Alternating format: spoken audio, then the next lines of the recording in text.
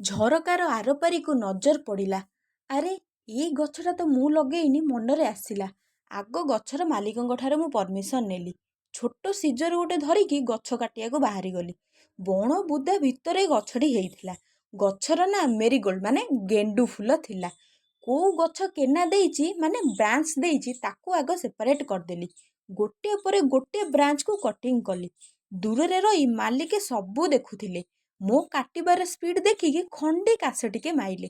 ବିନା ଶବ୍ଦରେ କହୁଥିବା ତାଙ୍କର କଥାଟିକୁ ମୁଁ ଠିକ ବୁଝିପାରିଲି। ମାତ୍ର 9ଟି ଗଛ ନେଇ ଘରକୁ ଫେରିଲି। ବେଶୀ ଆଣିନି। ଡେଇଁ ଡେଇଁ ଲୁହା ରଡ ଆଣିଲି। ଗାତ କରି ଗୋଟେ ପରେ ଗୋଟେ ଗଛକୁ ପୋତି ଚାଲିଲି। ଗୁରୁବାର ଓଷାର ଟେନସନ ଗଲା। ଆଉ 50 ଟଙ୍କାରେ ହାର ଆସିବନି ବୋଲି ମମି କହିଲା। ଭିଡ଼ିଓଟି ଭଲ ଲାଗିଲେ ଆପଣମାନେ ସବସ୍କ୍ରାଇବ କରିବେ। ଏଇଟା କୋଉ ଗେଣ୍ଡୁ, ରକ୍ତ ଗେଣ୍ଡୁ ନା ଥୋପା ଗେଣ୍ଡୁ ନା ଫୁଲ ଫୁଟିଲେ ଆପଣମାନେ ଜାଣିବାକୁ ପାଇବେ।